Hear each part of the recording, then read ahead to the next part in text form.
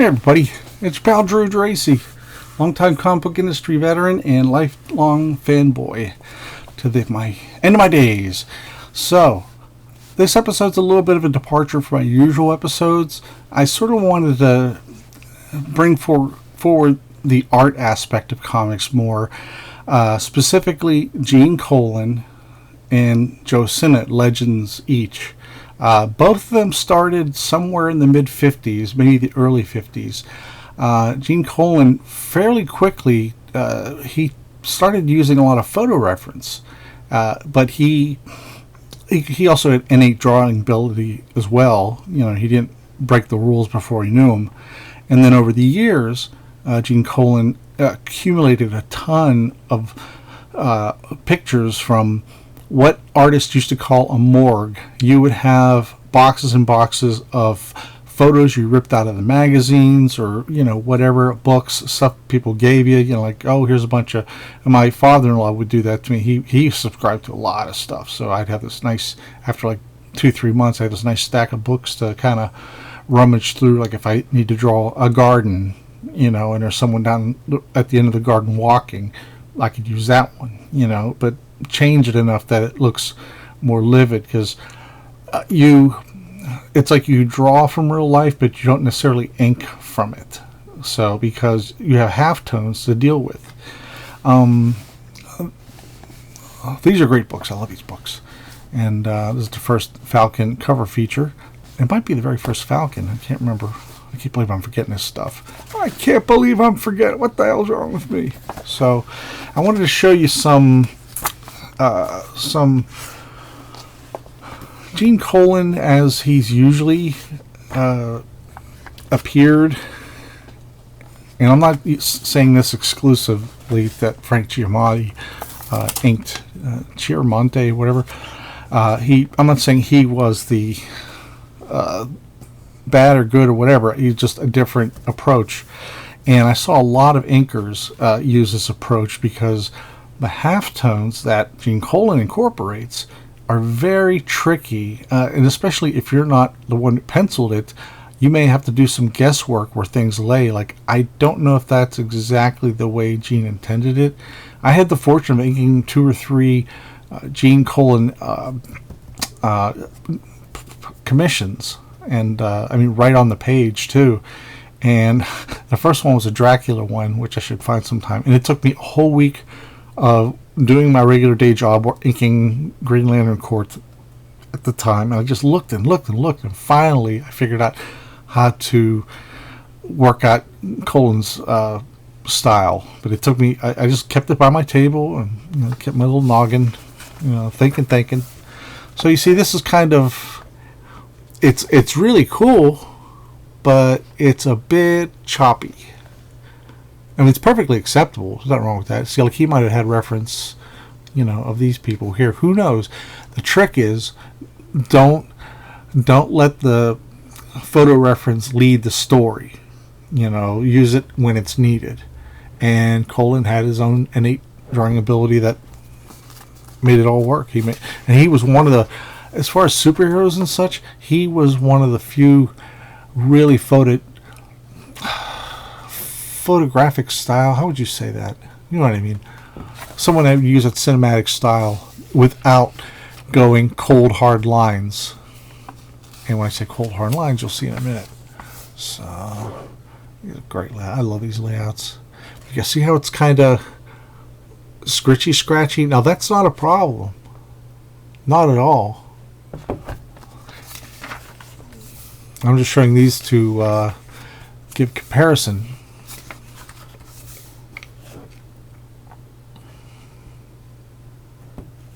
See, like this kind of stuff here, some of it you can bullshit, in all frankness.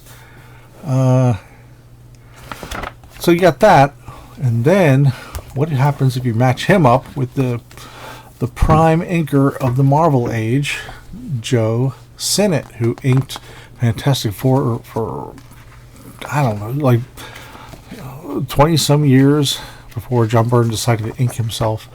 And you will see a more comic booky style, but hardly, that's not an insult.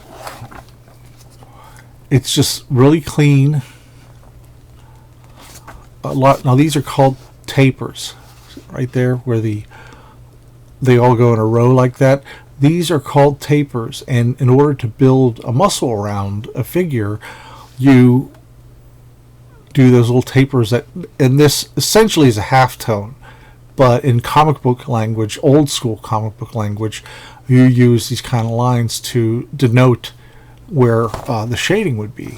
And even though it's not really shading, it's and a lot of it also the stuff they were all taught to interpret Kirby more. There's no Kirby swipes in this whole issue because Buckler could draw on his own. He could imitate Neil Adams or Kirby when he wanted to. There was like a 2-year period where he did, I think, FF with a bunch of swipes, but he doesn't need to. He just did it because, hey, I want FF. So make of it what you will. So see how crisp, and this is old pulp paper, baby. We're talking 50 years old. And you can see how crisp and clean everything is. Look at that printing mistake. And you know what? When I read that comic as a kid growing up, I never even saw it. All I saw was the words and the pictures. And so yeah, you get an idea. So this is really crisp stuff, really crisp. Like if you took away the color, you would have all this line work that you could easily fill in. But the stuff with Gene Colan, you'd have to be much more nuanced. And I will start with this one of my favorite issues, because it was one of the first old issues I had, and I didn't know Gene Colan, who was doing Daredevil periodically with Doctor Strange and juggling monthly Tomb of Dracula at the same time. I didn't know he did much Captain America, and I got this from my cousin, and it just blew me away. And what's interesting is how Colan would do drop-offs, and the colors would have to figure out the rest, but that's okay, because Colan has an ethereal feel to his artwork, and having Sinnott on there is really drastic. Whoop. Hang on. I mean, it's such a drastic change, but it's what do you call? It's to their credit that they managed to get it working together. This is only temporarily. Like Jack Kirby did his last issue in 112, and then he was out the door going over to DC. Then John Romita took over for a few issues, and then in FF Fantastic Four, it went to John Buscema, and for about a year, Gene Colan took over Captain America, as well as doing other stuff at the time. He was also, I don't know, because George Tuska was taking over on Iron Man at this point. But either way, Gene Colan was like a 2-book-a-month guy. That's how, and it was always really exciting. So you got Gene the Dean Colan and Joe Sinnott, who did a few, and wow. And that's the same guy I showed you in that bigger book with the with Doctor Strange. It's so different. It's like unmistakably Colan, unmistakably Sinnott with the finishes. Like, no. It basically this Skull switched bodies with Steve Rogers. Like, I got no way to find him. Shit. See, now you're seeing the room swirled about him.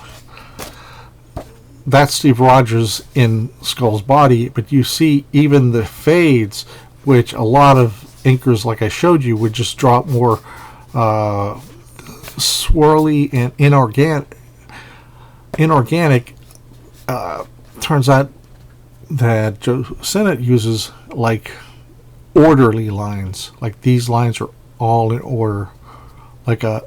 And the way you could do these sometimes, I use a quill sometimes, and I'll go from the front and pull forward, which is kind of nutty, and that gives me, and I'll do, and each one will be shorter than the next because depending on the shape, and it'll start fat and go thin. That is a taper. So it's so amazing to see Joe Sinnott. I mean, I've seen this when I was a kid, but it's like, and even the tree is really neat. The tree, I would say, is probably totally up to Sinnott. I mean, it was implied there, but that's a Sinnott kind of feel. And see Cap's legs right there. Oh, come on. Come on, focus, baby. Let's do it together. There. Like, these lines are all orderly with that. And there was times I hung out with the Gaijin Studio guys in the 90s with Brian Stelfreeze now, and they taught me the importance of that style to make them all line up like that. And it's not for everybody, you know. In fact, I did that for a while, and then there was a couple issues of some books. I did it, and it wasn't appropriate. It just didn't really look right. It looked too heavy-handed. So you got the Red Skull laughing.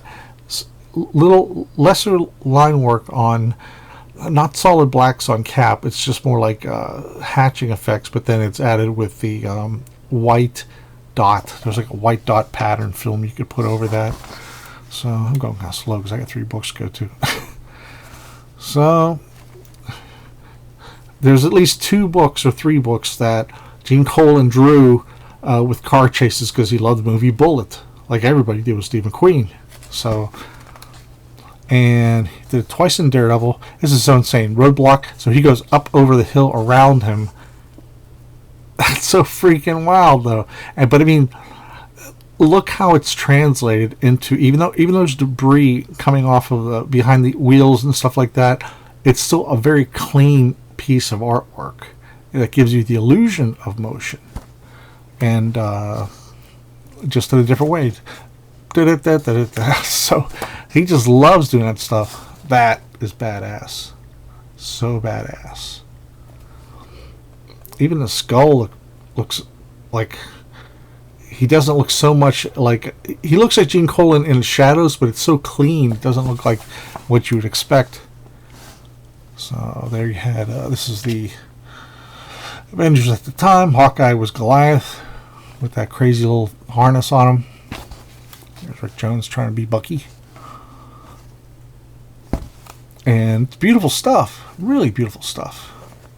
Right, that middle panel there where I hated Goliath back then because he was useless. He was always doing something, and then he gets poked in the eye and he's out of commission. There were a couple issues of Avengers that John Buscema where Goliath was going to reach down to get one of the Lethal Legion, and he clotheslined himself on this like iron bar hanging from the room they were in one of their buildings. So that's pretty cool. Now here's a grand example of what I'm talking about, with 2 different styles meshing together somehow. They shouldn't, but they do. Cap is, notice there's no real hard lines on Cap. They're just wisps.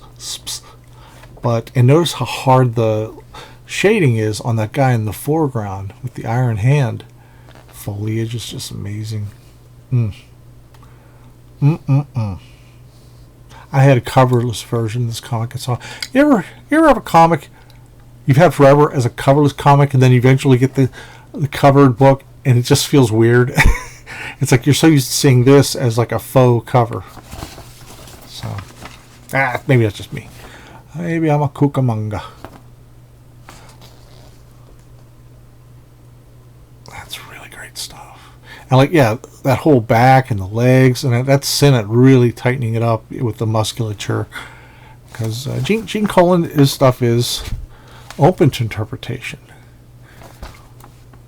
And in this case, I'm certain that Stan had Joe go over to this book for a little bit to help go from, you went from Jack Kirby, Jim Steranko, fill-in issue by Jack Kirby that he did over a weekend. That was incredible. And then Jim Steranko, and then John Romita. It's like Gene Colan is great, but they wanted to give him that extra little oomph to kind of go into Colan. Because at the time, fans appreciated Colan, but he didn't get all that buzz in the fan press like the other ones I'd mentioned all before. So I think that was a thing just for like 6 months, less than a year, I think. That right there, that's great. Those 2 guys there just talking, and it's all very orderly. I love that. That's one of his crazy Gene Colan montages where, this isn't meant to fit that arm there. This is just kind of a crazy quilt collage of body movements that Colan did. And now, if I were to show you this panel by itself, would you have ever have guessed it was a Gene Colan panel? No, you wouldn't. So that almost looks like Kirby. It's like, what is this? You dare intrude upon my privacy for so trifling a matter? I tried saying it once to my wife, and then I haven't never said it again because I don't want to get my ass kicked. So it's just basically Skull's trying to ruin Cap's rep. And again, look in the foreground. Look how bold that is. There's not as much half tones. It's that I showed you with the Rich Buckler issue. It's these tapers that are really hard tapers. And come on. There. So much of it, like AIM and Rick Jones, the wannabe Bucky Barnes 2.0, is rendered so much more sensitively with so much more sensitive. It's inked more sensitive than it would be by most inkers, and that's neither a good thing or a bad thing. I always wondered though, like over the eyeball. Some people with the eyeball, I wonder if they. I'm rambling. I'm a rambling guy. Oh yeah. That's a wild thing though. It's like, oh, this is great storytelling here. It goes there to there, and then he flips that guy there. Actually, it's more like there, and then you go to this. That's just brilliant storytelling. And see, in the foreground at the bottom, it's it's thick, it's bold. There's no halftones. There's no cross hatching. There's just these big, thick, hatch marks that collect together and pool into a taper. Oh, so badass.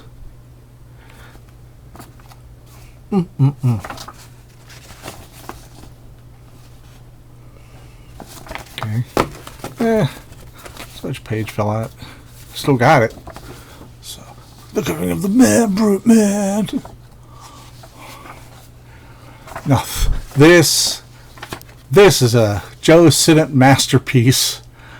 This is friggin' incredible. The story here is like incredibly bland and awful, but I'm sure Gene had the photo reference for this and drew most of this in here. But when it comes to trees, if you're a penciler, especially back then, you didn't draw every little leaf. I mean, you just kind of like, and sometimes you used the side of his pencil. And the term that he came up with was painting with pencil. And there was an actual book called Painting with Pencil that had nothing but Gene Colan artwork in there in pencil form. And it's really great. You could find it anywhere at your better comic book shops that have those old art collections and stuff, and or eBay. So, but Sinnott really, he took over. That's insane. I would hate doing that, but I've done that kind of stuff. It's very demanding. And come on, stick with me, cover. I mean it literally. Okay.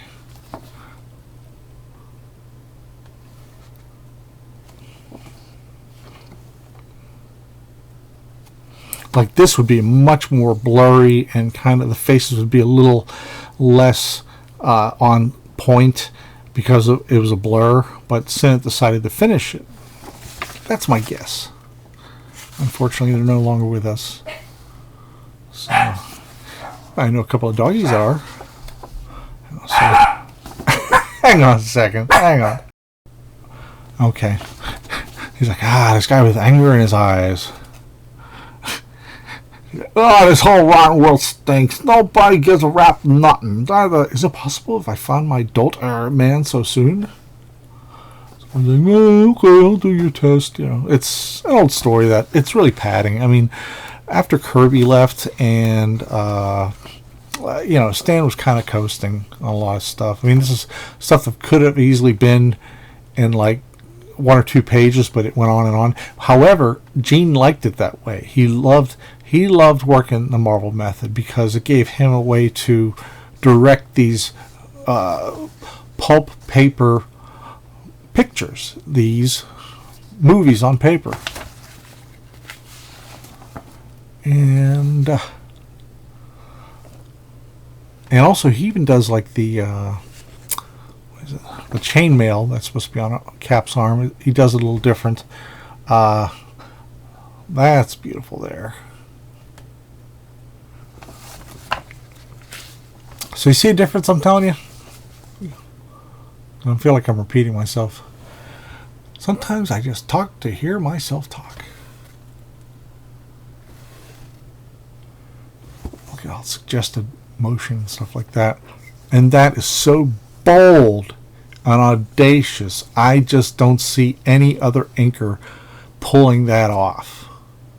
But Sinnott could, and he knew to chill out. He knew to like stop it where the leg meets, the midsection, and because it would, the whole interpretation would be off. Like his fist is obviously swirled around that part of the body that is in shadow. And I mean, it's not the best issue, but it's. I'll take a Colan Joe Sinnott book anytime. I'll take one of each of them or both of them. And Cat flips that guy. That's just really audacious. And the only other time I've seen it was later on when you would see the Gaijin Studio guys like Brian Stelfreeze and Cully Hamner, etc., and Dave Johnson do that. But it has to be employed right, or it could ruin an image. See, since this is such a huge foreground image, that's okay. But you wouldn't do it on a character this size, because then you'd lose the whole form. And guy gets electrocuted, and a much neater, cleaner looking execution than you normally see from a Gene Colan image, because Joe Sinnott, I don't want to say he can't help himself. That's just his language. He can take something that's shorthand and make it fully understandable. And some inkers like to leave maybe more mystery to it. And there is no wrong answer. I'm just showing off two comic book titans of Marvel who got together for a while, courtesy of Stan, to make some great comics. So I hope you like that, and let me know your thoughts. I was going to get out of Marvel Masterworks because I have all those, but I'd rather show you on pulp paper. And but yeah, let me know what your thoughts are. If you have any questions, feel free to ask. And if you know stuff I don't know, please, which is a lot, I welcome comments down below. And I always say that my show is like a Wikipedia. I don't research Wikipedia because I pretend that my page, my YouTube channel, is like a comics club. It's like I'm coming in, I'm showing my work, and it's like you're at school or something. And then you could add your points to it too. It's like, did you not like the combination? Did you think it was odd mix with the Colan and Cap instead of Daredevil or whatever? Or these just bring back more memories? You let me know, and I will, even if it's contrary, I read every comment, and I respect everybody's opinion on such. And I should shut up, because that's just beautiful artwork. All right, everybody, take care. Till next time.